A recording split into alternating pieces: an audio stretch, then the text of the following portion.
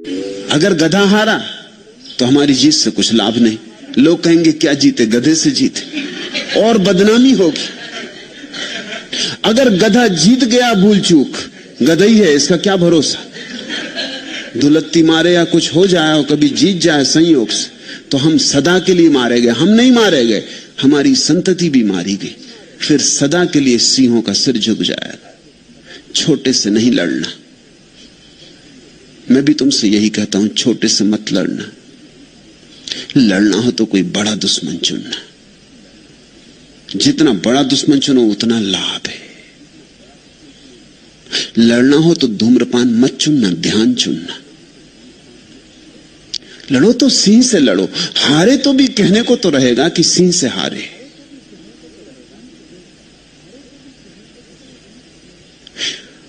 जीते तब तो कहना ही क्या, दोनों हाथ लड्डू होंगे। छोटे से मत लड़ना। आचार्य तुलसी ने मुझे एक दफा निमंत्रित किया था उनके एक सम्मेलन में। मैंने उनसे कहा कि नहीं, अनुव्रत शब्द मुझे नहीं जमता। छोटी छोटी बातों में मैं आदमियों को नहीं उलझाना चाहता। छोटी छोटी बातों में उलझ के आदमी मरा है। कुछ महाव्रत की बात हो। और ये बड़े मजे की बात है कि छोटे से आदमी अक्सर हार जाता और बड़े से जीत जाता। ये गणित बड़ा बेबूझ है, इसके पीछे बड़ा मनोविज्ञान है। छोटे से आदमी क्यों हार जाता? पहली तो बात ये, जो छोटे से लड़ने चला है उसने अपने को बहुत छोटा मान ही लिया, उसका भरोसा ही बहुत छोटे का हो गया। जो आदमी सिगरेट से लड़ने चला है या पान से लड़ने चला है या इसी तरह की छोटी मोटी बातों से लड़ने चला है, उसने अपनी क्षुद्रता स्वीकार कर ली। इसी स्वीकार में हार है।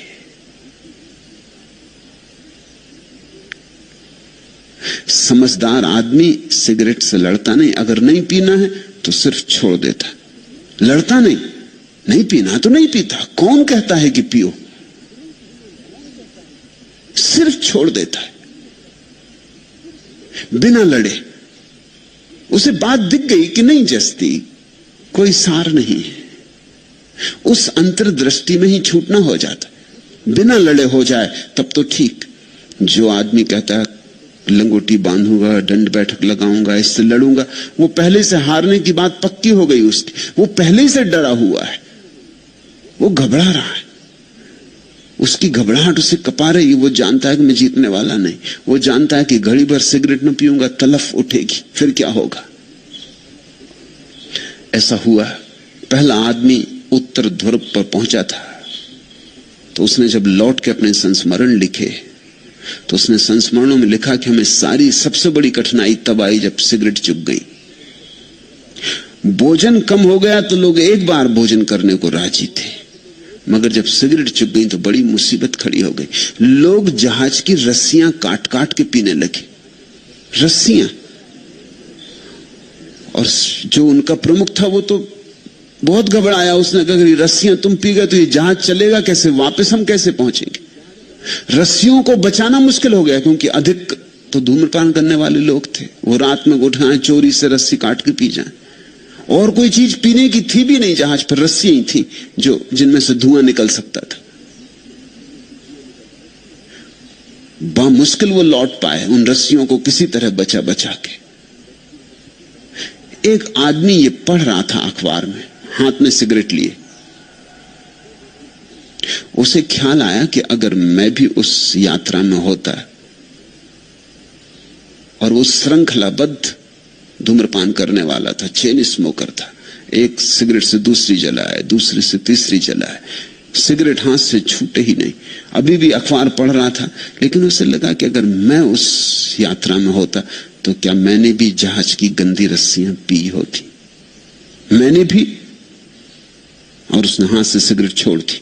उसने कहा मैं देखूंगा जब इतनी तलफ मुझ में उठे कि मैं जहाज की सड़ी गली रस्सियां को धूम्रपान कर जाऊं, तभी सिगरेट हाथ में उठाऊंगा।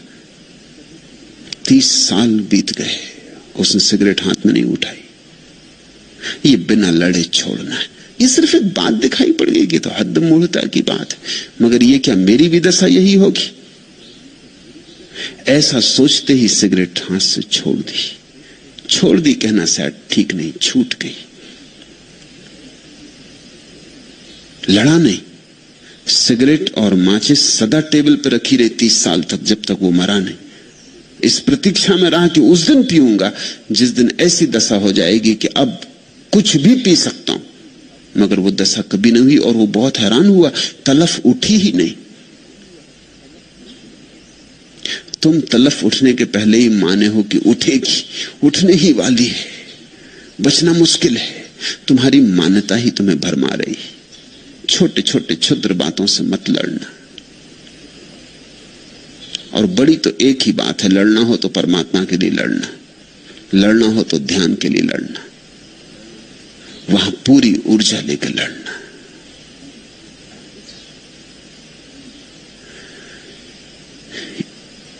इस विराट की लड़ाई में तुम अकेले भी नहीं रहोगे। इस विराट की लड़ाई में जो भी उसको उपलब्ध हो गए, सबके आशीष तुम्हें उपलब्ध होंगे। आशीष लेकर लड़ना। क्यों आशीष लेकर लड़ना? ताकि तुम्हारे साथ बुद्ध की ऊर्जा जुड़ जाए, किसी जिन की ऊर्जा जुड़ जाए, किसी संत की ऊर्जा जुड़ जाए। किसी संत का भाग्य अपने साथ जोड़ लेना, यह आशीष का अर्थ है। जब किसी संत का भाग्य अपने भाग्य से जोड़ा जा सकता हो तो ना समझे जो ना जोड़े।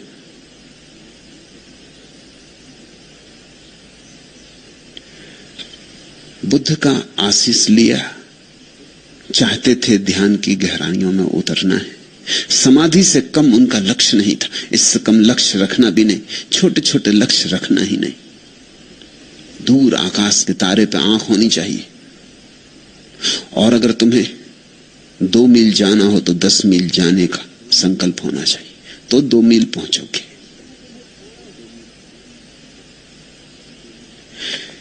जितना तुम्हें पाना हो उससे बड़ा संकल्प रखना। अक्सर लोग उल्टा कर लेते, जाना तो चाहते हैं सूरज तक, संकल्प बड़ा छोटा सा होता है, दिए तक पहुंचने का भी नहीं होता। फिर सूरज तक कैसे पहुंचोगे? संकल्प तो आत्यंतिक होना चाहिए। जिन लोगों ने धन को चुना है संकल्प की तरह, उन्होंने बड़े क्षुद्र को चुन लिया। जिन्होंने ध्यान को चुना है उन्होंने ही ठीक चुना। चुनौती बड़ी चाहिए ताकि तुम्हारे भीतर सोई हुई शक्तियां जाग जाएं। इसलिए क्षुद्र के साथ लड़ाई में हार हो जाती, क्योंकि क्षुद्र के चुनौती में तुम्हारे भीतर सोई हुई शक्तियां जागती ही नहीं। शक्तियां जागती तभी हैं जब उनके सामने खतरा खड़ा हो जाए। बड़ी चुनौती दो। जितनी बड़ी चुनौती होगी उतना ही विराट तुम अपने भीतर जागते हुए पाओगे। चुनौती का सामना करना है, चुनौती से जूझना है। तुमने कभी ख्याल किया, अगर किसी कठिनाई के समय में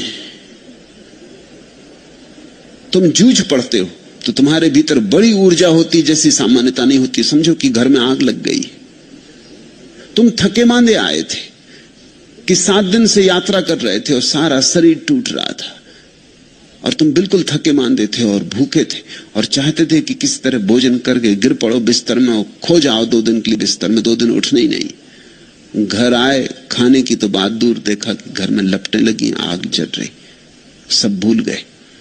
7 दिन की थकान, शरीर का टूटा फूटा होना, भूख, निद्रा सब गई। एक क्षण में कोई ज्योति तुम्हारे भीतर भभक के उठी, एक ऊर्जा उठी, तुम जूझ गए। अब शायद तुम रात भर आंख से लड़ते रहो और नींद नहीं आएगी।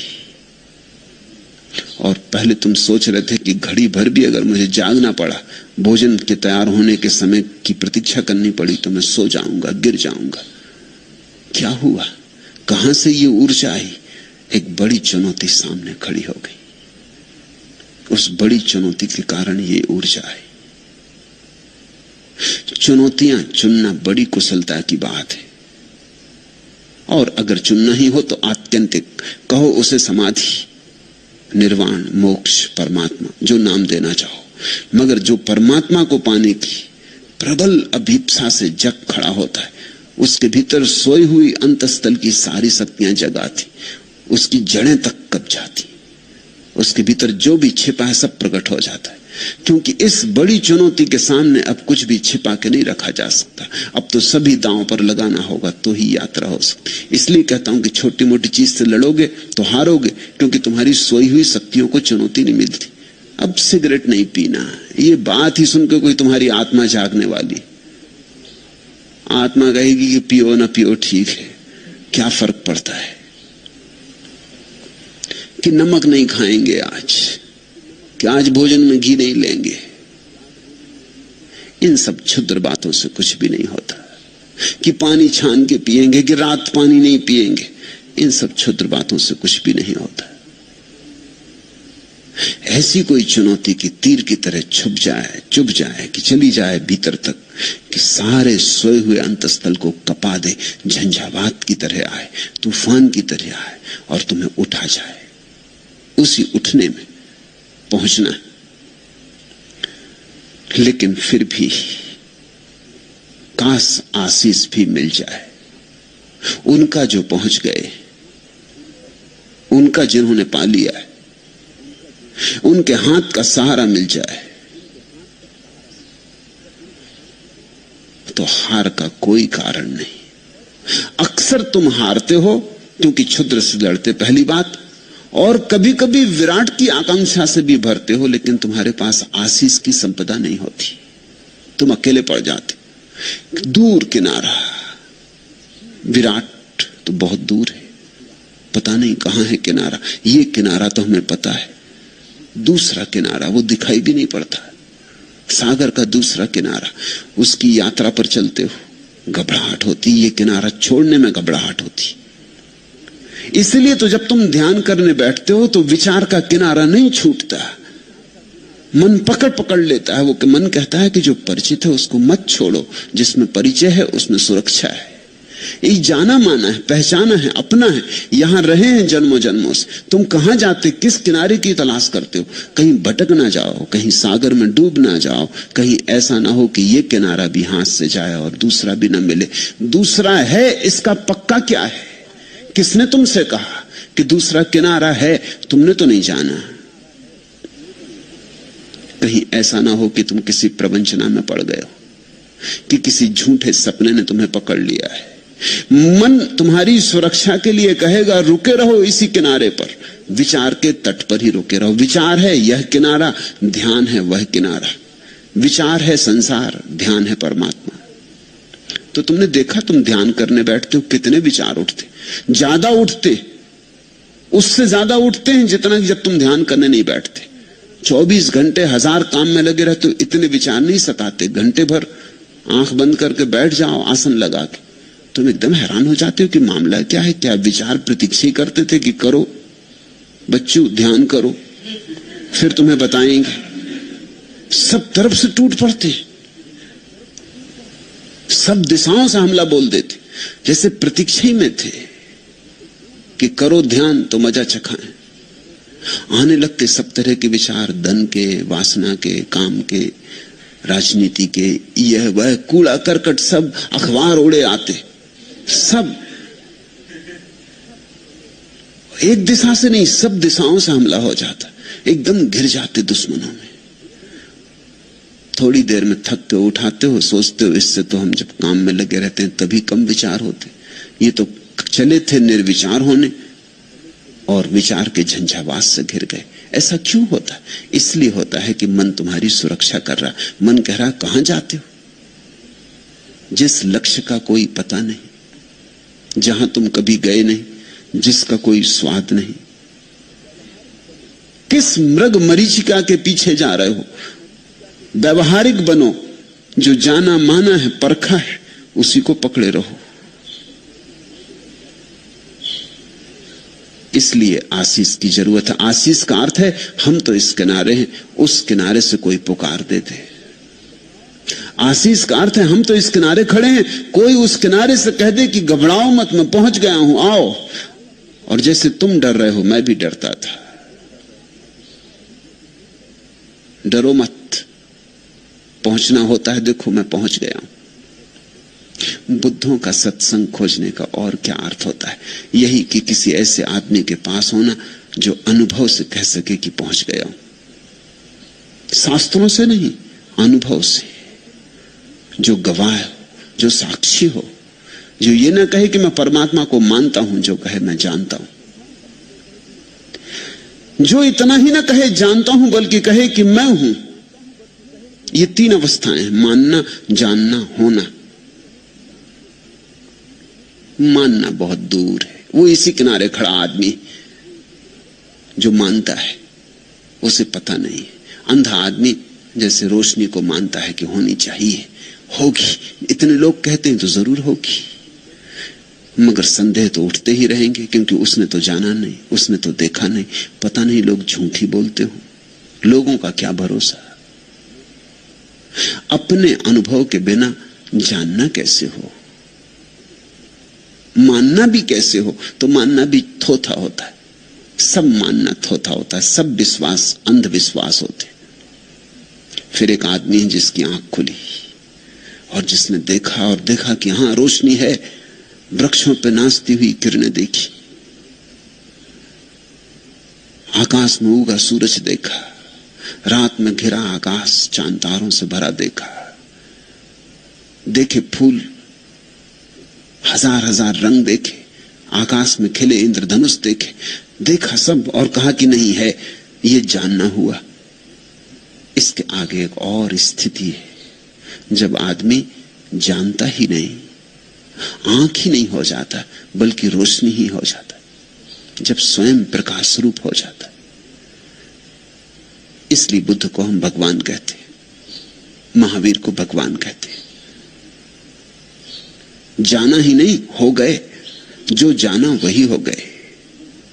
जानने में थोड़ी दूरी होती, मानने में तो बहुत दूरी होती, जानने में थोड़ी दूरी होती। देख रहे हैं, वह रहा प्रकाश, हम खड़े यहां।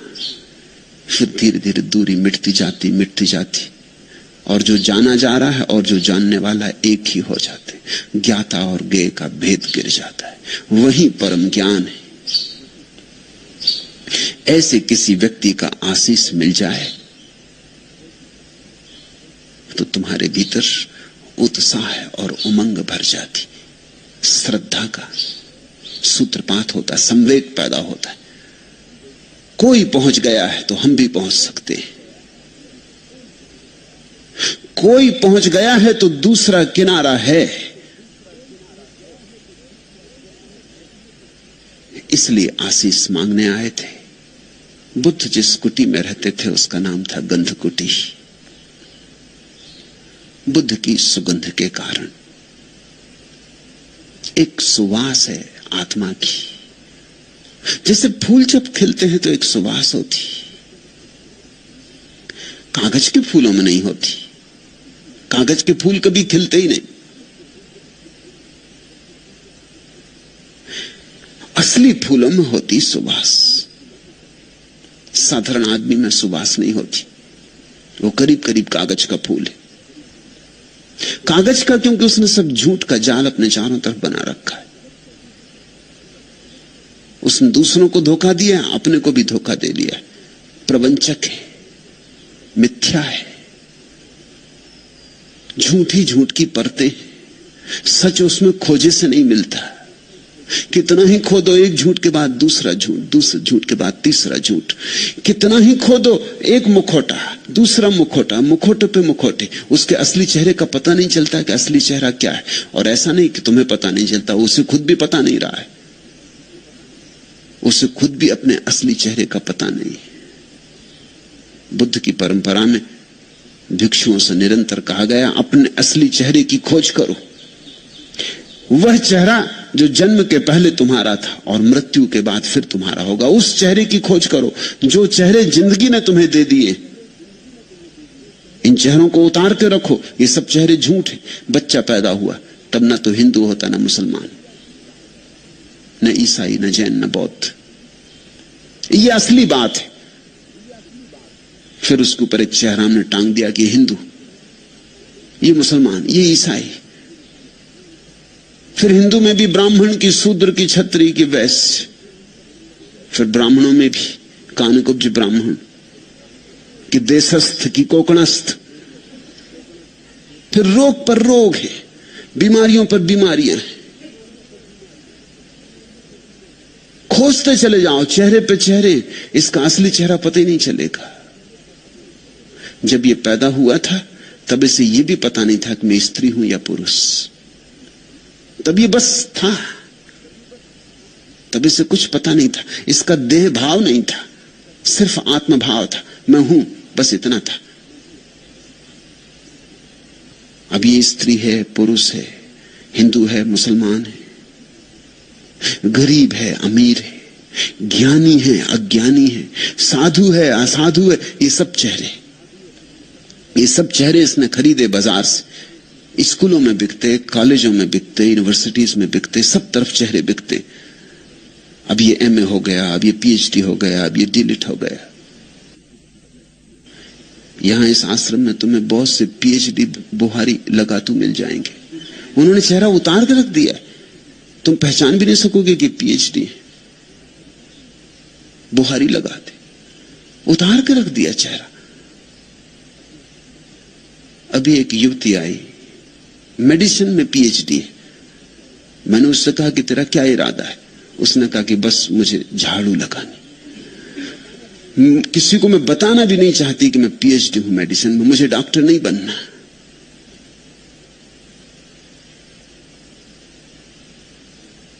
तो मैंने कहा कि हमें एक अस्पताल की तो जरूरत है ही, सन्यासी बीमार पड़ते।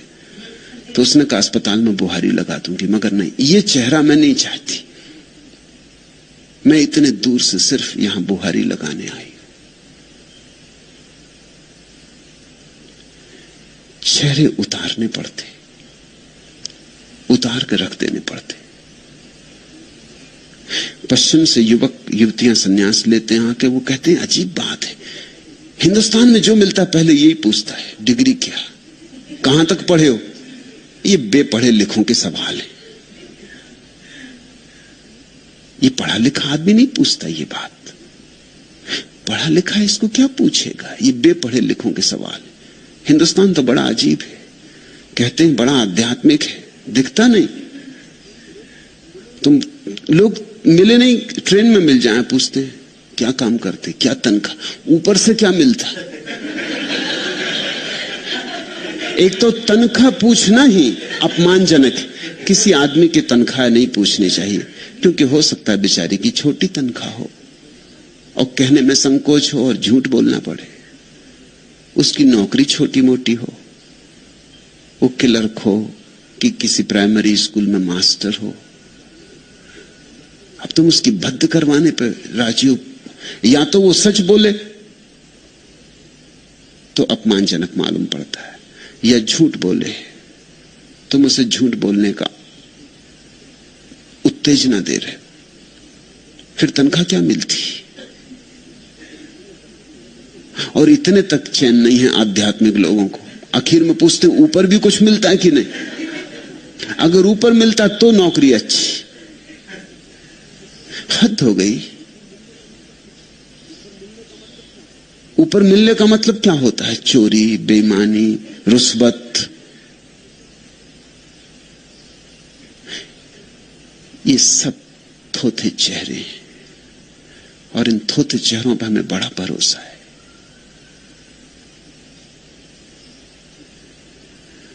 इसलिए तुम्हारी जिंदगी में सुवास नहीं, कागज के फूलों में गंध नहीं होती। तुम्हारा असली फूल तो मरा जा रहा है, तुम्हारा गुलाब का फूल तो सड़ा जा रहा है।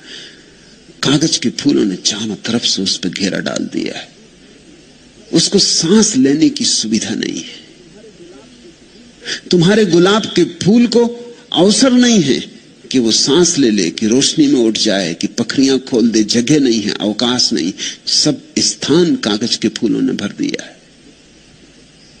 बुद्ध में गंध होती, क्योंकि बुद्ध के सब कागज फूल गिरा दिए गए, जला दिए गए। बुद्ध का अर्थ होता है जिसने अपने असली चेहरे को पा लिया। अब जो फिर वैसा हो गया जैसा निर्दोष बच्चा होता है, पहले दिन का बच्चा होता है, सिर्फ है, न कोई परिभाषा, न कोई सीमा, असीम हो गया। फिर इस सरलता में सुगंध है, सुवास है। सरलता के अतिरिक्त और कहीं सुवास नहीं, इस सहजता में सुगंध है। इसलिए बुद्ध की कोठी का नाम था गंध कोठी। वहां फूल खिला था, मनुष्यता का फूल। याद रखना, तुम भी फूल हो, चाहे अभी कली में दबे हो, या हो सकता है अभी कली भी पैदा ना हुई, अभी वृक्षों की किसी शाखा में दबे हो, या हो सकता है अभी वृक्ष भी पैदा ना हुआ हो, किसी बीज में पड़े हो, मगर तुम भी फूल हो। और अपनी सुगंध को खोजना है, और अपनी सुगंध को मुखर करना है, अपनी सुगंध को प्रकट करना है, अभिव्यंजना देनी। जो गीत तुम्हारे भीतर पड़ा है उसे गाया जाना है, और जो नाच तुम्हारे भीतर पड़ा है उसे नाचा जाना है। नाचोगे, गाओगे, खिलोगे तो ही परितृप्ति है। उस परितृप्ति में ही, उस संतोष में ही एक सुगंध है जो इन नासापुटों से नहीं पहचानी जाती। उसे पहचानने के लिए भी और नासापुट चाहिए। जैसे भीतर की आंख होती है, ऐसे भीतर के नासापुट भी होते। जरूरी नहीं कि तुम बुद्ध के पास जाओ तो तुम्हें सुगंध मिले। तुम अगर अपनी दुर्गंध से बहुत भरे हो तो शायद तुम्हें बुद्ध की सुगंध का पता भी ना चले। तुम अगर अपने शोरगुल से बहुत भरे हो तो तुम्हें बुद्ध का शून्य और संगीत उस शून्य का कैसे सुनाई पड़ेगा।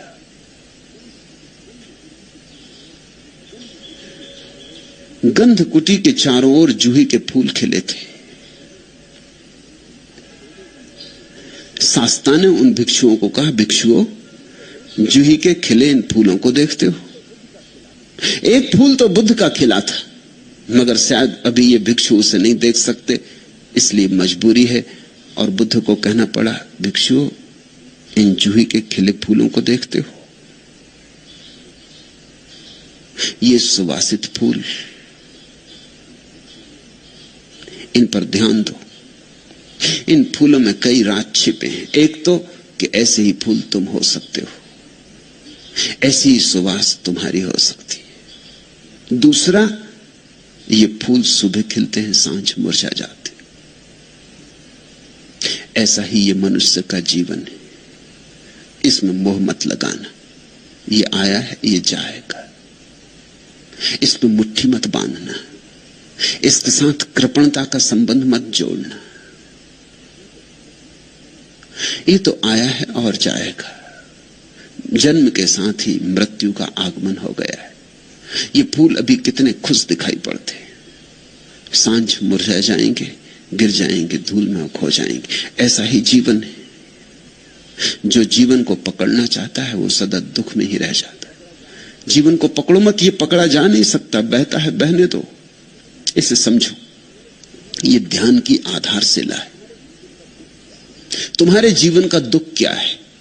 तुम्हारे जीवन का मौलिक दुख यही है कि जो रुकेगा नहीं उसे तुम रोकना चाहते हो। तुम्हारे जीवन का मौलिक दुख यही है कि जो नहीं होगा उसे तुम करना चाहते हो, जो हो ही नहीं सकता। जैसे तुम जवान हो तो तुम सदा जवान रहना चाहते हो, ये हो ही नहीं सकता तो दुखी होने वाले हो। दुख कोई तुम्हें दे नहीं रहा है, तुम अपना दुख पैदा कर रहे हो। जवान को बूढ़ा होना ही पड़ेगा, इसमें कुछ बुराई भी नहीं, प्रवाह है। जवानी का अपना सौंदर्य है, बुढ़ापे का अपना सौंदर्य। और अगर बुढ़ापा तुम्हें कुरूप दिखाई पड़ता है तो उसका एक ही कारण है कि ये बूढ़ा आदमी अभी भी जवानी को पकड़ने की कोशिश में होगा जो उसके हाथ से छूट गई, इसलिए बुढ़ापे का निश्चिंत भोग नहीं कर पा रहा है। नहीं तो बचपन का अपना सौंदर्य है, जवानी का अपना सौंदर्य, बुढ़ापे का अपना सौंदर्य। और ध्यान रखना, बुढ़ापे का सौंदर्य सबसे बड़ा सौंदर्य, क्योंकि सबसे अंत में आता है। वो फूल आखिरी है। इसलिए तो इस देश में हम बूढ़े को आदर देते। सब बूढ़े आदर के योग्य होते नहीं, इसे जान के भी देते। मान्यता भीतर यह है कि अगर कोई आदमी बचपन में पूरी तरह बचपन जिया हो और जब बचपन चला गया तो पीछे लौट के ना देखा हो, दो आंसू ना बहाए हो उसके लिए।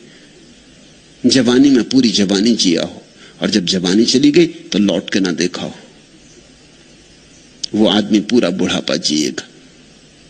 उसके बुढ़ापे में प्रज्ञा होगी, बोध होगा, समझ होगी। बच्चा तो कितना ही निर्दोष हो फिर भी अबोध होता है। उसकी निर्दोषता में एक तरह का अज्ञान होता है। उसकी निर्दोषता अज्ञान की पर्यायवाची होती। वो निर्दोष है क्योंकि अभी उसने जाना नहीं है। जवानी जिद्दी होती, जवानी सपनों से भरे हुए समय का नाम है। जवानी हजार सपने देखती है और हजार तरह की विपदाओं में पड़ती। जवानी में हजार तरह की मूढ़ताएं सुनिश्चित है। जवानी एक तरह की मूढ़ता है, एक तरह का नशा है। जवानी एक तरह की मदहोशी है। जवानी में बड़ी गति है और बड़ी त्वरा है और बड़ी ऊर्जा है, लेकिन बड़ी विक्षिप्तता भी है। बुढ़ापा में जवानी की मूढ़ता गई, विक्षिप्तता गई, पागलपन गया, जवानी का जोश खरोश गया, जवानी की उत्तेजना ज्वर गया, बचपन का अज्ञान गया। जीवन के सारे अनुभव बूढ़े को ताजा कर जाते, निखार जाते, शुद्ध कर जाते। अब न वासना के अंधड़ उठते, न बचपन का अज्ञान खिलौनों में उलझाता, न जवानी की विक्षिप्तता पद धन प्रतिष्ठा की दौड़ में महत्वाकांक्षा जगाती। एक शांति उतरनी शुरू हो जाती। बूढ़ा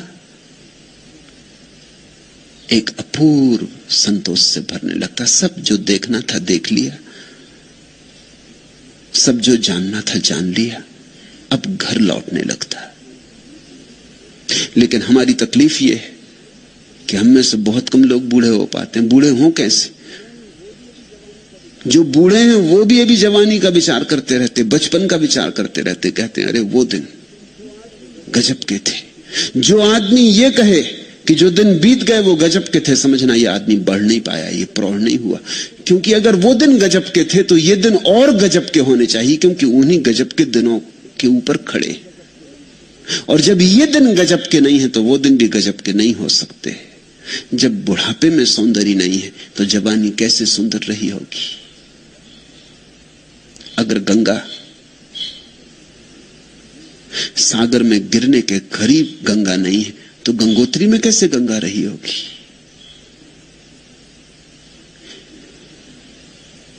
बूढ़ा आदमी एक अभिनव सौंदर्य से भर जाता है। उसके सौंदर्य में एक शीतलता होती है, जवानी की गर्मी नहीं।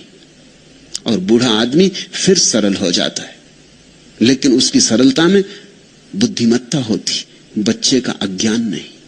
बुढ़ापा अद्भुत है।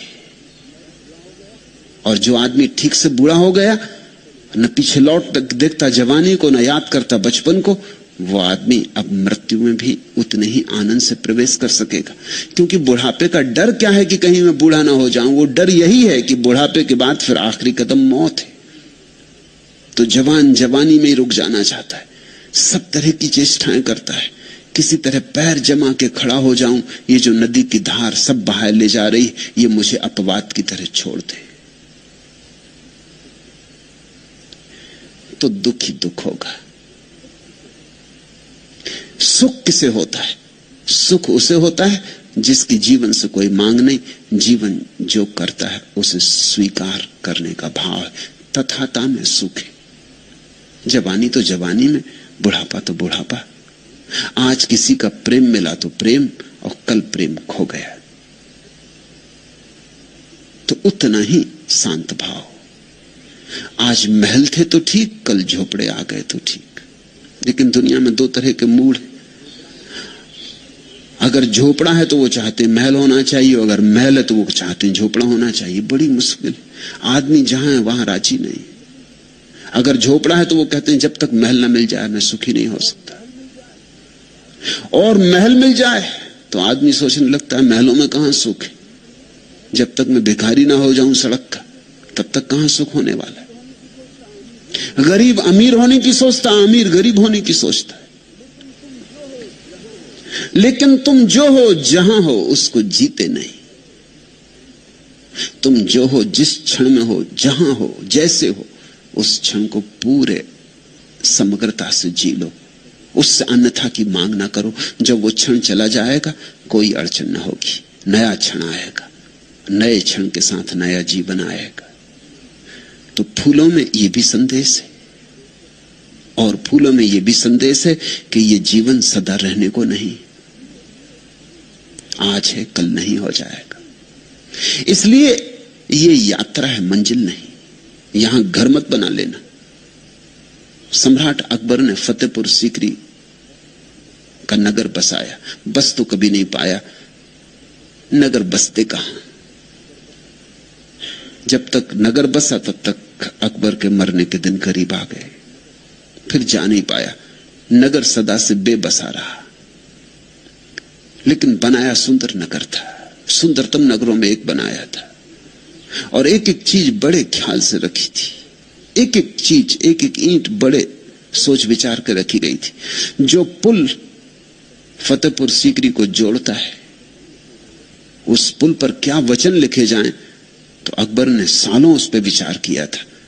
नगर द्वार पर स्वागत के लिए क्या वचन लिखे जाएं। फिर जीसस का प्रसिद्ध वचन चुना था।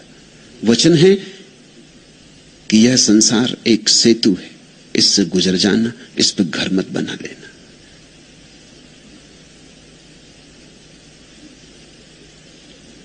फूल में यह संदेश है, यहां सब बीत जाएगा, घर मत बना लेना। घर जो बना लेता है जीवन में वही ग्रस्त है, और जो घर नहीं बनाता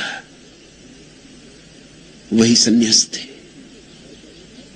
संन्यास के लिए घर छोड़ के जाने की जरूरत नहीं, संन्यास के लिए घर बनाने की आदत छोड़ने की जरूरत है।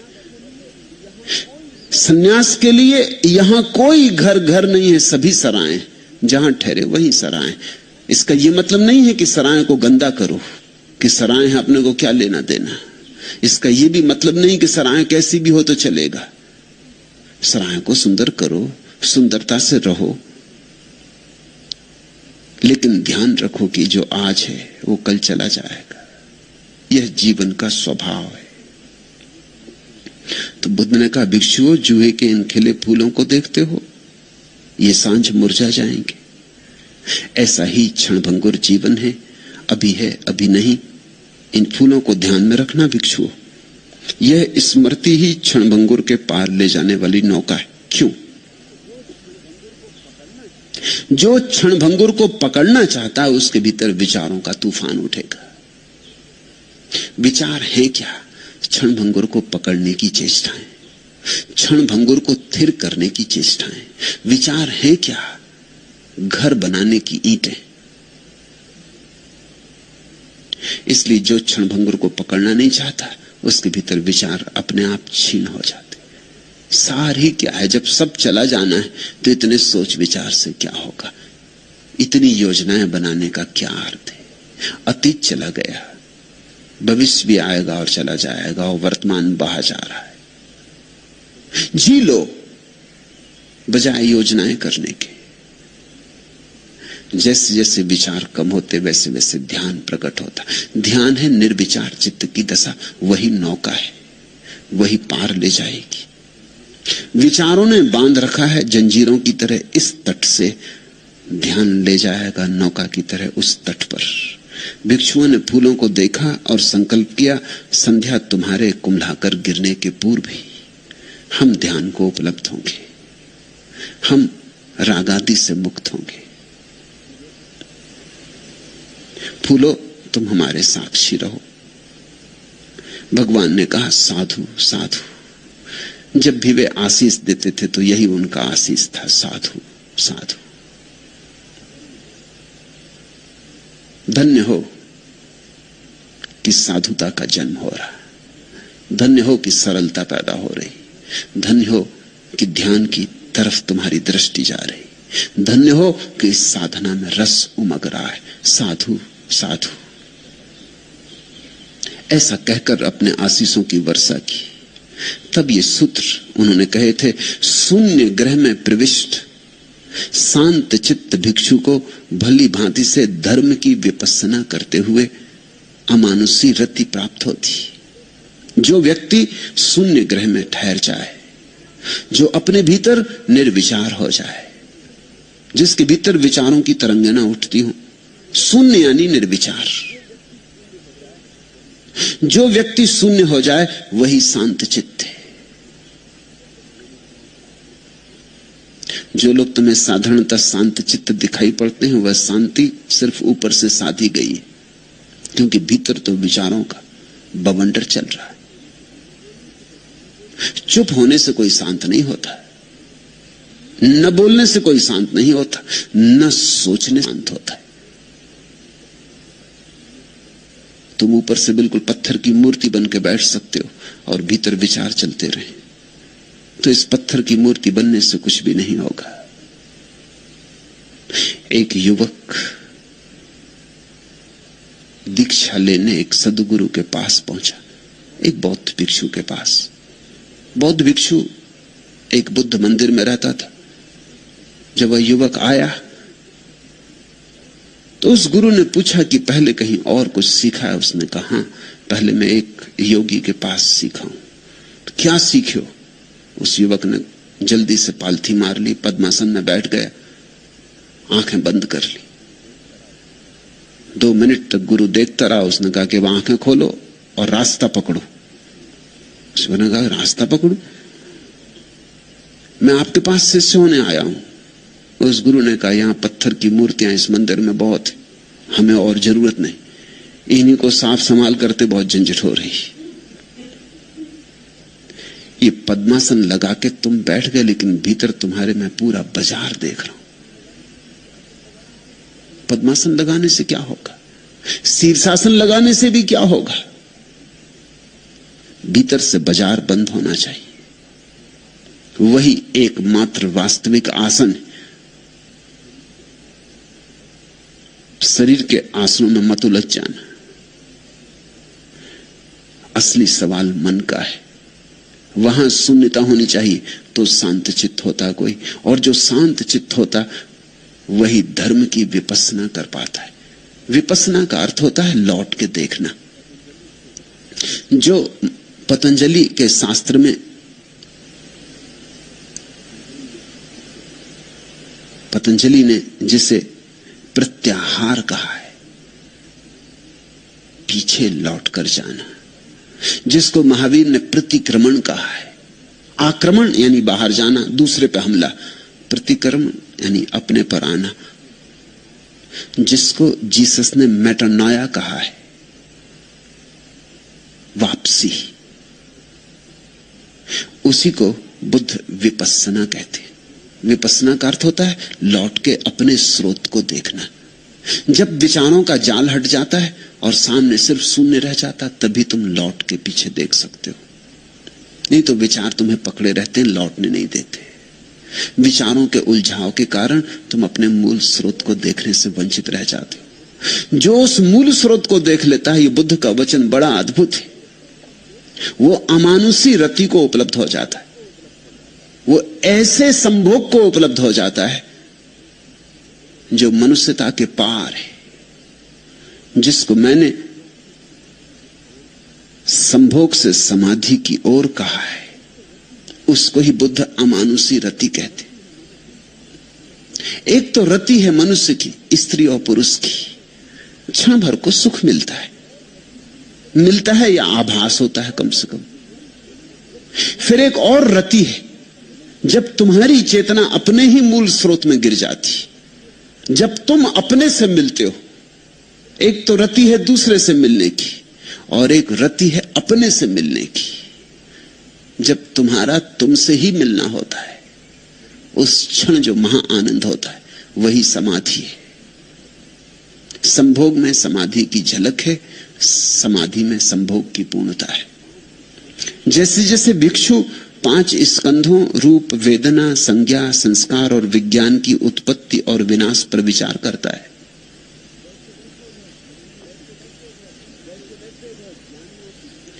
वैसे वैसे वह ज्ञानियों की प्रीति और प्रमोद रूपी अमृत को प्राप्त करता है। एक तो अज्ञानी का प्रेम है, एक ज्ञानी का प्रेम है। धन्यभागी हैं वे जो ज्ञानी की प्रेम दशा को पालें। अभागे हैं वे जो अज्ञानी के प्रेम में ही पड़े रहें और भटक जाएं। इनके भेद को ख्याल में लेना। अज्ञान से भरा हुआ प्रेम क्या है? अज्ञान से भरा हुआ प्रेम ऐसा है जिसमें प्रेम का कोई कण भी नहीं है, कुछ और ही है, बात कुछ और ही। तुम अकेले होने में ऊबते हो, इसलिए किसी को प्रेम करते हो कि अकेले होने में मजा नहीं आता, अकेले होने में ऊब आती है, उदासी आती, अकेले होने में घबराहट होती, किसी का साथ चाहिए, किसी का साथ तुम्हारे लिए एक जरूरत है। ये अज्ञानी का प्रेम है। ज्ञानी का प्रेम क्या है? ज्ञानी अकेले होने में परम आनंद से भरता, अकेले होने में परेशान नहीं होता, अकेले होने में परम आनंद से भरता है। लेकिन इतने आनंद से भर जाता है कि अब उस आनंद को बांटना चाहता है, किसी को देना चाहता है। अज्ञानी का प्रेम मांगता है, ज्ञानी का प्रेम देता है। बुद्ध ने खूब दिया, समस्त सद्गुरुओं ने दिया। मिलेगा तो देना ही पड़ेगा। जब दिया जलेगा तो रोशनी बिखरेगी, और जब फूल खिलेगा तो सुगंध उड़ेगी हवाओं पर। इसे रोका नहीं जा सकता। अज्ञानी का प्रेम कैसा है? अज्ञानी का प्रेम ऐसा मिल जाए, भिखारी का प्रेम है। पति पत्नी से चाह रहा है कि कुछ दो, मैं अकेले में बड़ा उदास हो रहा हूं, मुझे कुछ रस दो। और पत्नी भी कह रही मुझे कुछ रस दो। दोनों भिखारी एक दूसरे से मांग रहे हैं, देने की तैयारी किसी की भी नहीं, तो कलह तो होगी ही। इसलिए पति पत्नी के बीच जो कलह है वो शाश्वत है। उस कलह का मूल कारण पति और पत्नी की कोई खराबी नहीं, अज्ञानी का प्रेम है। दोनों मांग रहे हैं। दो भिखारी रास्ते पे खड़े हो गए, समझ लो कि दोनों अंधे भिखारी, इसलिए देख भी नहीं पाते कि दूसरा भी भिखारी। दोनों एक दूसरे के सामने हाथ फैलाए खड़े हैं कि कुछ मिल जाए, दया करो। वही दशा है पति पत्नियों की। अंधे, देख भी नहीं सकते कि दूसरा बेचारा खुद ही भिखारी, इससे क्या मांग रहे, और दूसरा भी मांग रहा है कि कुछ मिल जाए। और दोनों ही दुखी होंगे, क्योंकि मिलना तो है नहीं, देने की तैयारी किसी की वहां है नहीं, देने को वहां कुछ है ही नहीं, तैयारी भी कैसे हो, सब खाली खाली है, रिक्त है। इसलिए इस जगत में सभी प्रेमी समझते हैं कि धोखा दिया गया, कि कहां से इस स्त्री की झंझट में पड़ गया। इतनी स्त्रियां थीं जिनसे मिल सकता था, किसी से नहीं मिलने वाला था। तुम उनके पतियों से तो पूछो जाके कि उनको क्या मिला। वो सोचते हैं कि शायद तुम्हारी पत्नी मिल जाती तो उन्हें कुछ मिल जाता। मैंने सुना है एक यहूदी पुरोहित को एक युवक ने आके कहा कि मुझे क्षमा कर दे, मुझे बिल्कुल क्षमा कर दे, मैं महापापी हूं। यहूदी पुरोहित ने कहा लेकिन मुझे पता तो चले क्या पाप है। उस युवक ने कहा मत पूछी, बस मुझे क्षमा करना, ये पाप ऐसा है कि मैं कह ना सकूंगा। लेकिन पुरोहित ने कहा तुम मुझसे कह सकते हो और बिना जाने मैं क्षमा भी कैसे कर दूं। तो मजबूरी में युवक ने कहा कि मामला यह है कि कई बार मेरे मन में आपकी पत्नी के प्रति वासना उठती, मुझे क्षमा कर दे। उस यहूदी पुरोहित ने उसके सिर पे हाथ रखा और कहा बेटा घबरा मत, मेरे मन में भी तेरी पत्नी के प्रति विचार उठते, तू निश्चिंत रह, इसमें कुछ अपराध नहीं है, क्योंकि ये हालत मेरी भी। यही हालत है जो तुम्हें नहीं मिला है, सोचते हो शायद उससे मिल जाता। इस जगत में भिखारी भिखारियों के सामने खड़े, किसी सम्राट को खोजो, मगर सम्राट को खोजने का ढंग सम्राट होना है, इसलिए बड़ी मुसीबतें। सम्राट के पास सम्राट होकर ही पहुंच सकते हो, भिखारी को राजमहल में प्रवेश भी नहीं मिलेगा। सम्राट को खोजने का उपाय सम्राट होना है।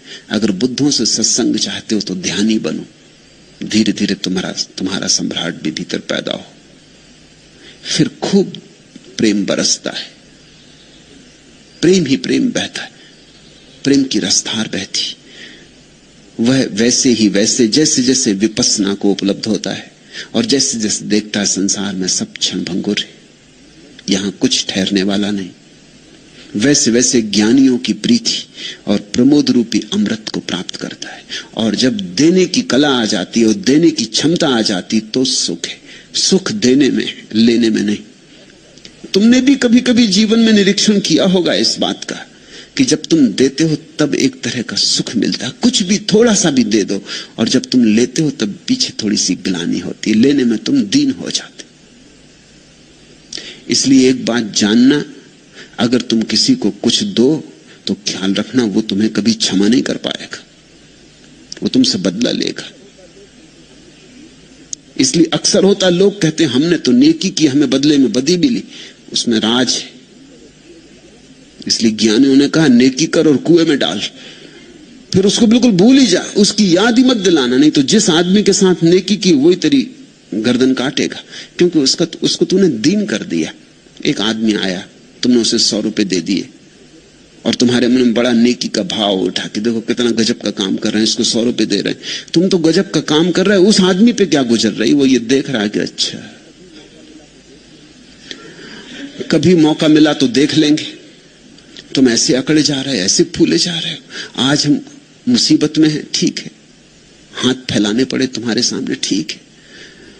वो सदा प्रार्थना करेगा कभी ऐसा दिन आए कि तुम भी हमारे सामने हाथ फैलाओ, तभी वो तुम्हें क्षमा कर पाएगा, नहीं तो क्षमा नहीं कर पाएगा। वो तुम्हारा दुश्मन हो गया, तुमने एक दुश्मन बना लिया। देना इस ढंग से कि लेने वाले को पीड़ा ना हो तो ही, नहीं तो तुम क्षमा नहीं किए जा सकोगे।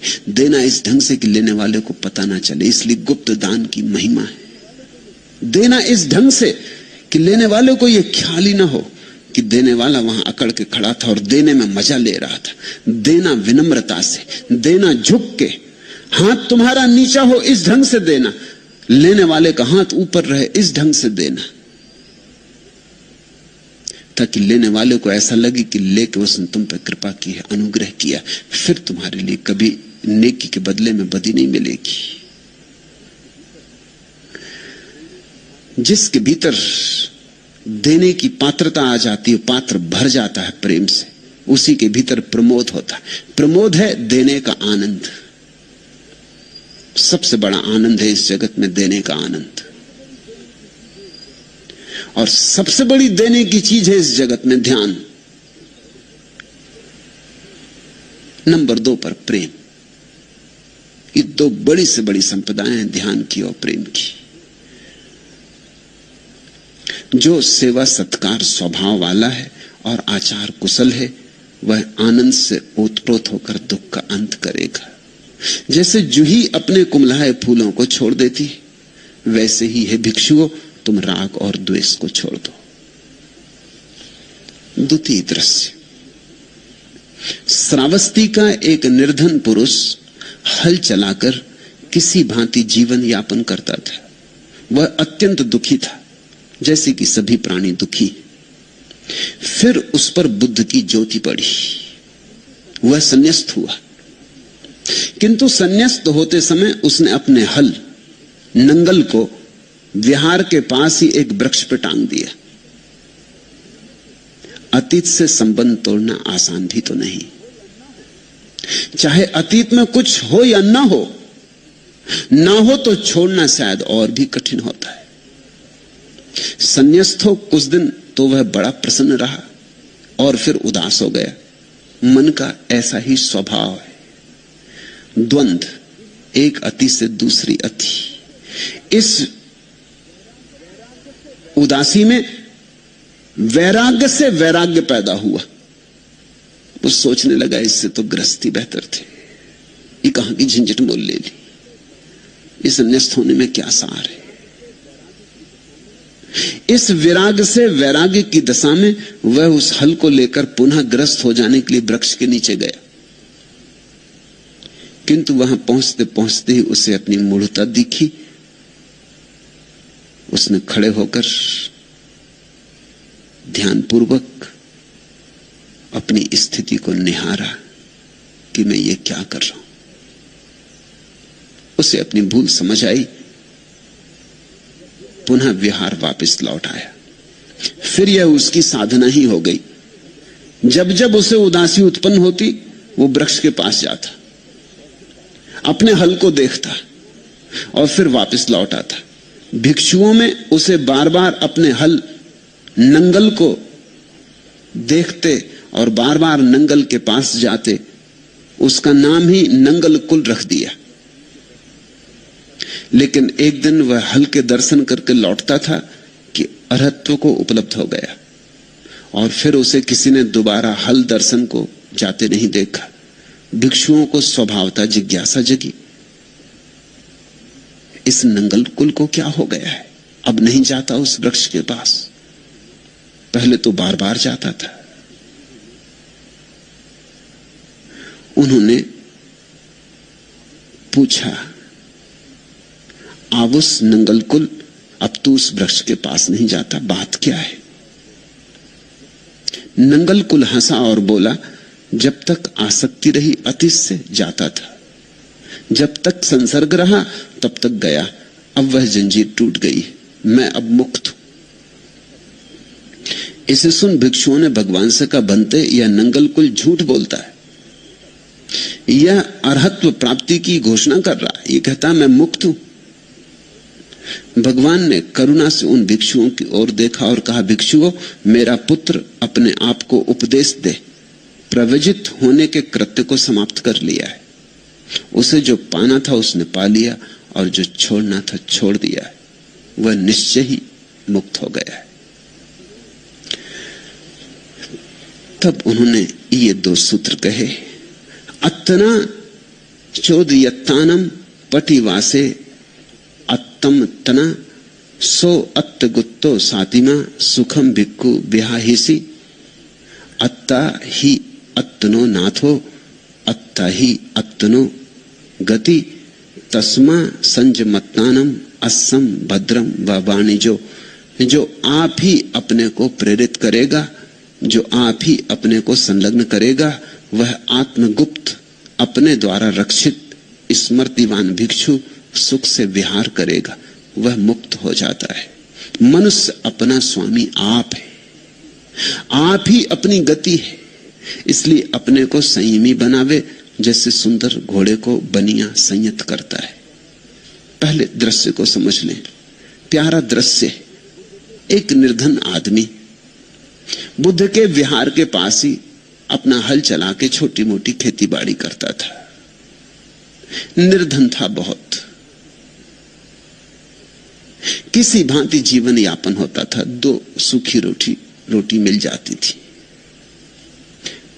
फटे पुराने वस्त्र, नंगा नहीं था, रूखी सूखी रोटी, भूखा नहीं था, मगर जीवन में और कुछ भी न था। एक गहन बोझ की तरह जीवन को ढो रहा था। वह अत्यंत दुखी था, जैसे कि सभी प्राणी दुखी हैं। गरीब दुखी हैं, गरीबी के कारण नहीं, क्योंकि अमीर भी दुखी। जो हार गए वो दुखी हैं, हारने के कारण नहीं, क्योंकि जो जीत गए वो भी दुखी। बुद्ध कहते हैं यहां सभी दुखी हैं, मनुष्य होने में ही दुख समाया हुआ है। इसलिए तुम झूठे कारणों पर मत अटक जाना। तुम ये मत कहना कि मैं गरीब हूं इसलिए दुखी हूं, यही तो भ्रांति। तो जो आदमी सोचता है मैं गरीब हूं इसलिए दुखी हूं, तो वो अमीर होने में लग जाता है। फिर अमीर होकर एक दिन पाता है कि जिंदगी अमीर होने में बीत गई और दुखी में उतना का उतना हूं, शायद थोड़ा ज्यादा हो गया हूं। क्योंकि गरीब आदमी ज्यादा दुख भी नहीं खरीद सकता। गरीब की हैसियत कितनी, अमीर आदमी ज्यादा दुख खरीद सकता है, उसकी हैसियत ज्यादा। गरीब आदमी की दुख में भी तो क्षमता होती ना। अब एक आदमी गरीब है तो बैलगाड़ी में चलेगा, हवाई जहाज में उड़ने का दुख नहीं जान सकता, कैसे जानेगा? वो तो कोई हवाई जहाज में उड़े तब। विरला परिवार की एक महिला को कोई मेरे पास लाया, उसकी कठिनाई क्या थी? उसकी कठिनाई थी हवाई जहाज में उड़ने में उसे बड़ा भय लगता, और रेलगाड़ी में वो चल भी नहीं सकती। वो प्रतिष्ठा से नीचे है। अब ये दुख कोई गरीब कैसे जानेगा? और हवाई जहाज मोड़ने में डर लगता है, पसीना पसीना हो जाती, हृदय की धड़कन बढ़ जाती, ब्लड प्रेशर बढ़ जाता है, और रेलगाड़ी में चले कैसे? अब ये दुख कोई गरीब जान सकता? ये बहुत मुश्किल है मामला। गरीब को ये दुख कहां? गरीब झोपड़े में रहने का दुख जान सकता है, महलों में रहने का दुख अमीर ही जान सकता है, गरीब नहीं जान सकता। गरीब रूखी सूखी रोटी का दुख जानता है, अमीर सुस्वादु भोजनों का दुख जानता है। यहां मेरे पास जितने अमीर आते हैं उनके दुख अलग, अभी बड़े अलग दुख है। गरीब का लड़का शराब पिए तो पिए कहां से? नौकरी ही नहीं लगी है अभी शराब तो बड़ी आगे की मंजिल है। एक महारानी मुझसे मिलने आई कुछ दिन पहले, उनका लड़का दिन भर नशा किए पड़ा रहता है और काम ही नहीं करता, कुछ उठ भी नहीं सकता बिस्तर से, इतना नशा किए रहता। महारानी का लड़का है। मैंने कहा ये योग्य भी है, कोई गरीब का लड़का नहीं। गरीब का लड़का होता तो कुछ और तरह के दुख झेलता, अमीर का लड़का है तो यही दुख झेलेगा। अब धीरे धीरे तो और तरह के ड्रग्स में पड़ गया है। शराब से अब काम नहीं चलता, शराब इतनी पी डाली है कि अब शराब से नशा नहीं होता। अब तो शराब ही बह रही उनके खून में, अब तो मच्छर भी उनको काटते होंगे तो नशा चढ़ता होगा। तो अब उसको और ड्रग्स चाहिए, एलएसडी। अब गरीब ने तो एलएसडी का नाम भी नहीं सुना, मारिजुआना। अब गरीब ने तो ये नाम भी नहीं सुना। और अब मुंह से लेने से काम नहीं चलता, अब वो अपने को खुद इंजेक्शन मारता रहता। ये आखिरी दशा है। बस उठ के सुबह से एक इंजेक्शन मार लिया, फिर पड़ गए, फिर जब होश आया फिर एक इंजेक्शन मार लिया। अब उसकी हालत खराब होती जा रही, रोज रोज खराब होती जा रही। अब महारानी मुझसे कहती थी कि क्या करूं, इसको अमेरिका ले जाऊं। मैंने कहा अमेरिका ले जाने से क्या होगा, अमेरिका तो इसका यहीं आ ही गया। अमेरिका में यही हो सकता था, ये तो इसने कर ही लिया। अब इसको वहां काहे के लिए ले जाना? नहीं, उनका चिकित्सा के लिए। ये वहां जाके और बिगड़ेगा, क्योंकि वहां और विकसित ड्रग उपलब्ध हो गए। मैंने कहा अमेरिका ले जाओ तो कैलिफोर्निया ले जाना। गरीब के दुख हैं छोटे मोटे, अमीर के दुख हैं और बड़े, क्योंकि वो ज्यादा दुख खरीद सकता है, उसका फैलाव बड़ा है। वो दुखों में चुनाव भी कर सकता है, ये दुख लें कि वो दुख लें। कौन सा दुख खरीदें? भारतीय दुख खरीदें कि विदेशी दुख खरीदें? किस तरह का दुख खरीदें? अब गरीब आदमी तो भारतीय दुख खरीद सकता है, अमीर आदमी विदेशी दुख खरीद लेता। गए पश्चिम और एक विदेशी स्त्री से विवाह कर ला, ये विदेशी दुख। ये बहुत कठिन दुख है।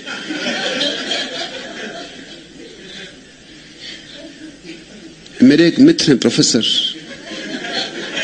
एक अमेरिकन युवती से विवाह करके आ गए। अब बड़े 7 साल साथ रहे, मेरे पड़ोस में ही रहते थे। जब मैं विश्वविद्यालय में शिक्षक था तो मेरे पास ही रहते। उनका दुख 24 घंटे वही, हर चीज में दुख। क्योंकि जब अमेरिकन स्त्री से शादी किया तो फिर अमेरिकन लहजा चाहिए। अब अमेरिकन स्त्री है, वो शराब भी पिएगी, सिगरेट भी पिएगी। अभी इनको बहुत कठिन मालूम पड़े कि स्त्री और सिगरेट पिए और इनके सामने फूंक रही, और इनसे घर में काम भी करवाए। क्योंकि अमेरिका में तो 50-50% काम है, ठीक भी है। जब अमेरिकन स्त्री ली तो अमेरिकन दुख भी लेना पड़ेगा ना। तो काम बांट दिया उसने, एक दिन मैं नाश्ता बनाऊंगी, एक दिन आप बनाएं। अब बना रहे हैं पकोड़े सुबह से और आंखें उनकी धुआं दे रहे हैं। वो मुझसे पूछते क्या करूं? मैंने कहा इसमें कुछ करना नहीं है, तुम विदेशी दुख लिए हो, तुम्हें देसी दुख नहीं जचा। फिर वो शाम को खेलने भी जाएगी टेनिस, इनको वो चिंता लगे कि वो टेनिस खेलने गई। उसको खेलने दो भाई, खेलने की बात नहीं। वो मुझसे कहें वहां लोगों के गले में हाथ डाल के घूमती। तो विदेशी दुख तो विदेशी दुख है। कठिनाइयां हैं।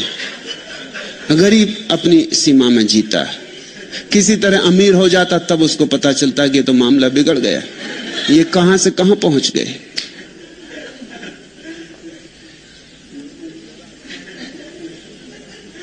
यहां हमारे वैराग्य हैं, वो राधा के प्रेम में पड़ गए। अब राधा है इटालियन, इटालियन मतलब विदेशियों में भी विदेशी। अब उनको भारी कष्ट, अब उनको 24 घंटे इसी की फिक्र रहती कि राधा कहां, किससे बात कर रही, किसके हाथ में हाथ डाल के घूमने चली गई। मैंने उनसे कहा वैराग्य, तुम गरीब घर के आदमी हो, तुम अपनी सीमा में रहो, तुम कोई भारतीय दुख खरीदो।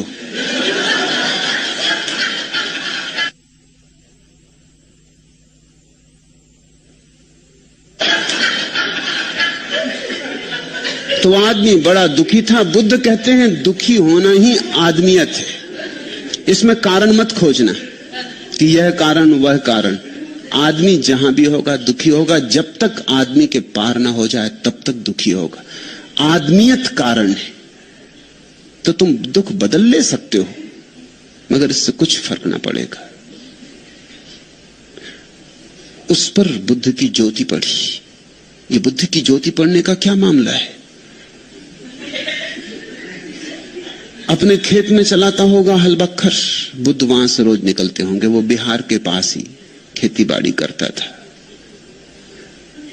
देखता होगा रोज बुद्ध को जाते। ये शांत प्रतिमा, ये प्रसादपूर्ण व्यक्तित्व, खड़ा हो जाता होगा कभी कभी अपने हल को रोककर, 2 क्षण आंख भर के देख लेता होगा, फिर अपने हल में जुट जाता होगा। ये रोज होता रहा होगा। जैसे रसरी आवत जात है सिल पर पड़त निशान, पत्थर पे भी निशान पड़ जाता है, रस्सा आता रहे जाता रहे।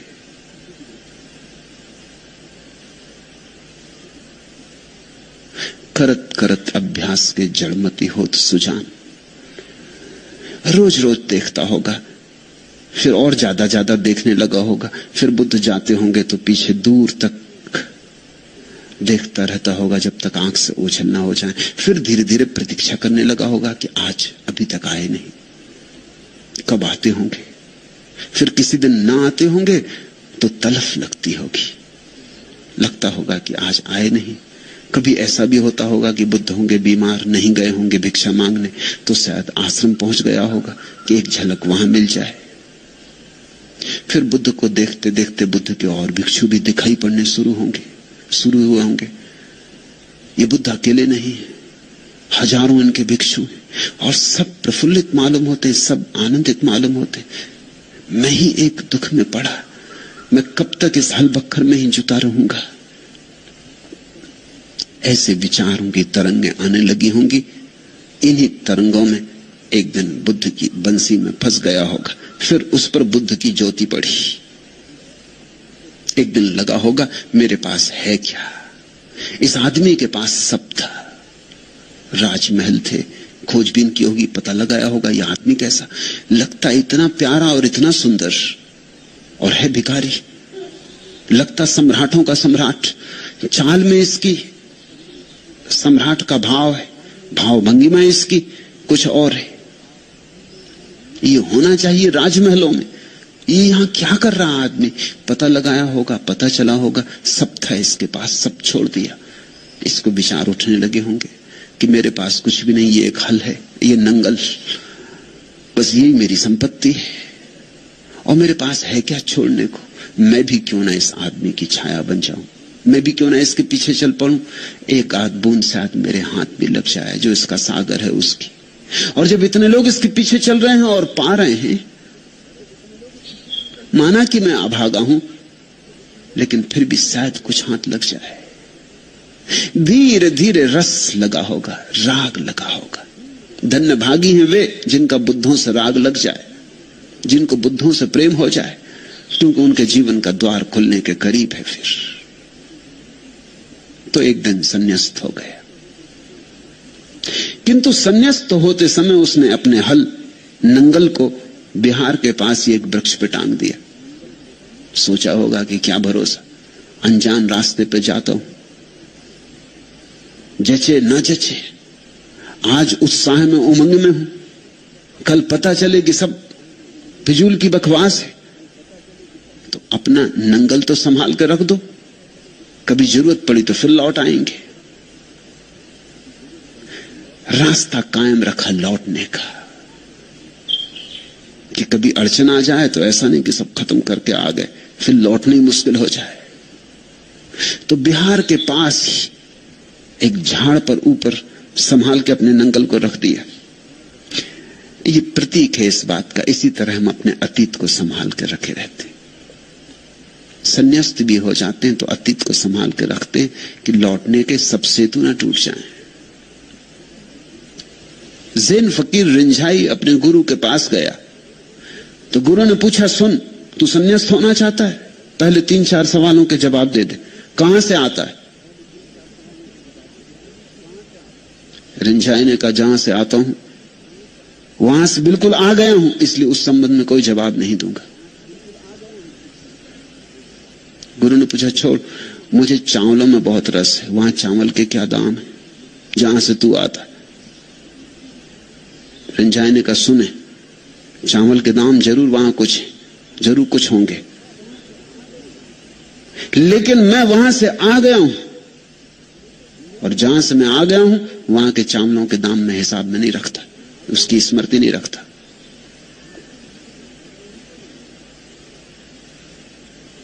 गुरु ने कहा, एक बात और, किस रास्ते से आया, कहां कहां होके आया? रिंझाई ने कहा, फिजूल की बातें पूछ रहे और मैं जानता हूं कि आप क्यों पूछ रहे। आप मुझे भड़काएं मत, आप मुझे उत्तेजित ना करें, लेकिन यह मेरा नियम रहा है कि जिस पुल से गुजर गए उसे तोड़ दिया, जिस सीढ़ी को पार कर गए उसे गिरा दिया, क्योंकि लौटना कहां है? लौटना है ही नहीं, आगे जाना है। या कहा, ठीक ठीक संन्यास्त होने के योग्य, मगर इतनी योग्यता तो कब होती? बड़े मुश्किल से होती। जो अतीत को तोड़ देता वही सन्यासी, जो अतीत में अपना घर नहीं रखता वही ग्रस्त नहीं है, जो कहता जो गया गया, अब तो जो है, जो यहां है और अभी है। तो ये कथा प्रतीक प्यारा है कि गरीब आदमी और तो कुछ था नहीं, उसके पास कोई तिजोरी नहीं थी, कोई बैंक बैलेंस नहीं था, कुछ भी नहीं था, एक नंगल था, एक हल था, उसको रख आया कि कभी जरूरत पड़े तो एकदम असहाय ना हो जाऊं। अतीत से संबंध तोड़ना बड़ा कठिन है, चाहे अतीत में कुछ हो या ना हो तो छोड़ना और भी कठिन है, क्योंकि लगता है गरीब आदमी हूं, यही तो एक संपदा है छोटी सी, यही चली गई तो फिर कुछ ना बचेगा। अमीर तो शायद कुछ छोड़ भी दे क्योंकि उसके पास और बहुत कुछ है, इतने छोड़ने से कुछ हर्जा नहीं है। अमीर शायद धन भी छोड़ दे क्योंकि वो जानता है उसके परिवार के लोग भी धनी, कल अगर लौटेगा अपना धन नहीं होगा तो भी अपने परिवार का लोगों का धन होगा। अमीर तो शायद सब छोड़ दे क्योंकि उसकी प्रतिष्ठा भी है, क्रेडिट भी है, कल अगर लौट के आएगा तो प्रतिष्ठा से भी जी लेगा, उधार भी मिल जाएगा। लेकिन गरीब आदमी, उसके पास तो हल है, 2 पैसे कोई देगा, प्रतिष्ठा तो कोई है नहीं, परिवार तो कुछ है नहीं, जिनको अपना कह सके ऐसा तो कोई है नहीं, ये एक नंगल ही बस सब कुछ है। तो इसको रख दिया उसने, यही इसका परिवार है, यही इसका धन है, यही इसकी सारी की सारी आत्मा है, उसने उसे संभाल के रख दिया। संन्यास्त हो कुछ दिन तक तो बड़ा प्रसन्न रहा, और फिर उदास हो गया। यह रोज घटता है, ये यहां भी घटता है। जब कोई आदमी संन्यास्त होता है तो बड़ी आशाओं, उमंगों, उत्साहों से भरा होता है, लेकिन के अनुकूल ही थोड़ी संसार चलता है और तुम्हारी अपेक्षाएं थोड़ी जरूरी रूप से पूरी होती। फिर तुम अपेक्षाएं भी बहुत कर लेते हो, तुम अपेक्षाएं जरूरत से ज्यादा कर लेते हो। उन अपेक्षाओं को पूरा करने के लिए जितना श्रम करना चाहिए वो तो करते नहीं, अपेक्षाएं अटकी रह जाती, पूरी नहीं होती। जितना संकल्प चाहिए वह तो होता नहीं, फिर धीरे धीरे उदासी पकड़ती। लोग सोचते हैं कि शायद संन्यास्त हो गए तो सब हो गया। संन्यास्त होने से सिर्फ शुरुआत होती यात्रा की, सब तो अभी होना है। मेरे पास लोग आ जाते, वो कहते हैं कि बस संन्यास दे दीजिए, फिर 2-4 महीने बाद आते हैं कि अभी तक कुछ हुआ नहीं, जैसे कि संन्यास से कुछ होने वाला है। संन्यास तो सिर्फ सूचना थी कि अब ले लिया, अब हो गया। अब जैसी जिम्मेवारी मेरी है, अब वो मुझे अदालत में ले जाने की इच्छा रखते कि अभी तक किया क्यों नहीं। तो ये आदमी संन्यास्त हो गया था, सोचता होगा बुद्ध के शिष्य हो गए, अब और क्या करना है। फिर उदासी आनी शुरू हुई होगी, क्योंकि बुद्ध कहते हैं विपस्सना करो, बुद्ध कहते हैं ध्यान करो, बुद्ध कहते हैं संकल्प करो, बुद्ध कहते हैं भीतर जाओ।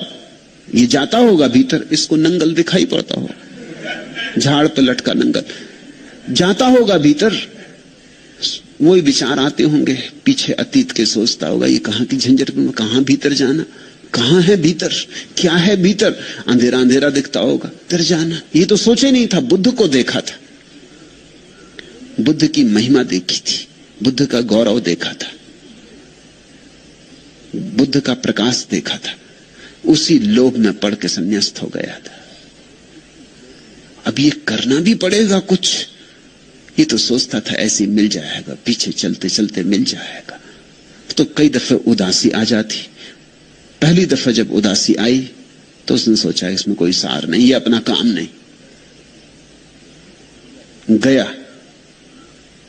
उचट गया वैराग्य से मन, पहुंचा अपने वृक्ष के पास, सोचा हल को लेकर पुनः ग्रस्त हो जाऊं। लेकिन मन ऐसा ही क्षणभंगुर सोचता है कि मन बहुत उदास है, मैं क्या करूं। मैं कहता हूं 3 दिन बाद आओ। वो सोचता 3 दिन बाद मैं उपाय बताऊंगा। 3 दिन बाद वो आता, वो कहता अब मन उदास नहीं। मैंने कहा वापस जाओ, इतना काफी है। इससे समझो कि ये सब क्षण भाव भंगिमाएं, इनमें इतने उलझो मत। आती हैं जाती हैं, मौसम की तरह बदलती। सुबह सूरज, दोपहर बादल गिर गए, सांझ बूंदाबांदी हो गई। अब हर चीज को समस्या मत बनाओ कि बूंदाबांदी हो गई अब क्या करें, जैसे कि अब जिंदगी भर बूंदाबांदी होती रहेगी। कल सुबह फिर सूरज निकलेगा, अब बादल घिर गए अब क्या करें। मैं कहता हूं 3 दिन बाद आओ। 3 दिन बाद बादल छट जाते। इसलिए लक्ष्मी को बिठा, वो उपाय है। जब तक तुम मेरे पास आओगे समस्या गई, तुम्हारी भी गई, मेरी भी गई। धीरे धीरे तुम्हें यह समझ में आ जाएगा कि अगर तुम थोड़ा धीरज रखो तो समस्याएं चली जाती, अपने से चली जाती। इसलिए अंग्रेजी में बीमार के लिए शब्द है पेशेंट। पेशेंट का मतलब होता है जो पेशेंस रखे, बीमारी चली जाती। धैर्य रखे, शब्द प्यारा है। धीरज रहे तो सब चला जाता है। कहते हैं कि अगर सर्दी जुकाम हो, दवा लो तो 7 दिन में जाता है, और दवा ना लो तो 1 सप्ताह में, मगर जाता है। तब तक बात बदल गई। बादल घिरे थे, छट गए, सूरज निकल आया।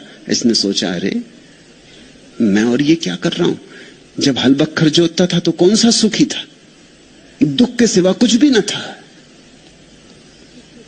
अब न हल बखर जोतना पड़ते, न मेहनत करनी पड़ती। भिक्षा मांग लाता हूं, पहले से अच्छी रोटी मिल रही, अच्छी दाल, अच्छी सब्जी मिल रही। और बुद्ध का सत्संग पहले तड़फता था कब निकलेंगे, एक क्षण भर को देख पाता था। अब 24 घंटे उनकी सन्निधि। ये मैं क्या कर रहा हूं। सोचा होगा कि इतनी बड़ी संपदा पाने चला हूं, बुद्धत्व। थोड़ा बुद्ध कहते मैं भी किसान हूं, मैं भीतर की खेती बाड़ी करता हूं, भीतर बीज बोता हूं, भीतर की फसल काटता हूं। ऐसे ही किसानों से बुद्ध ने कहा होगा ये, क्योंकि किसान किसान की भाषा समझे, सोच के कि ये तो मैं गलत कर रहा हूं, ये तो मैं व्यर्थ कर रहा हूं, ये तो मैं किस दुर्भाग्य में सोचा कि वापस लौट जाऊं। नहीं नहीं, ऐसा सोचकर विचार कर फिर दृढ़ निश्चय हो वापस लौट आया। उसे अपनी मूढ़ता देखी और पुनः सन्यास के उमंग से भर गया। फिर यह तो उसकी साधना ही हो गई, क्योंकि कोई एक दिन आ गई उदासी चली गई, ऐसा थोड़ी बादल एक दिन घिरे और चले गए, बार बार घिरे, बार देखा अपने नंगल को, उस नंगल को देख के उसके अपने पुराने दिन सब साफ हो जाते कि वहीं कौन सा सुख था, महानरक भोग रहे थे। उससे अब हालत बेहतर है, अब चीजें सुधर रही और धीरे धीरे शांति भी उतरती, और कभी कभी मन सन्नाटे से भी भर जाता है, और कभी कभी बुद्ध जिस शून्य की बात करते हैं उसकी थोड़ी सी झलक, हवा का एक झकोरा सा आता है। और बुद्ध जिस ध्यान की बात करते हैं, यद्यपि पूरा पूरा नहीं संभलता, लेकिन कभी कभी खिड़की खुलती, क्षण भर को सही, मगर बड़े अमृत से भर जाती। ये हो तो रहा है, अभी बूंद बूंद हो रहा है, कल सागर सागर भी होगा, बूंद बूंद से तो सागर भर जाता। ऐसा बार बार जाता और बार बार वहां वापस लाता, ऐसा अनंत बार हुआ होगा। भिक्षु ने उसे बार बार जाते देखकर तो उसका नाम ही नंगल कुल रख दिया। वो कहने लगे यही इसका परिवार है, क्योंकि आदमी अपने परिवार की तरफ जाता। कोई अपनी पत्नी को छोड़ आया तो सोचता है वापस जाऊं, फिर अपनी पत्नी को लेकर ग्रस्त हो जाऊं। कोई अपने बेटे को छोड़ आया, सोचता है जाऊं, अब बेटे को फिर स्वीकार कर लूं और ग्रस्त हो जाऊं। इसका कोई और नहीं है, ये नंगल कुल है, इसका एक ही कुल है, एक ही परिवार, वो नंगल। उसमें कुछ है भी नहीं सार, उसको कोई चुरा भी नहीं ले जाता, झाड़ पे अटका है, कोई ले जाने वाला भी नहीं है गांव में, मगर यही उसकी कुल संपदा है। उसका नाम रख दिया नंगल कुल।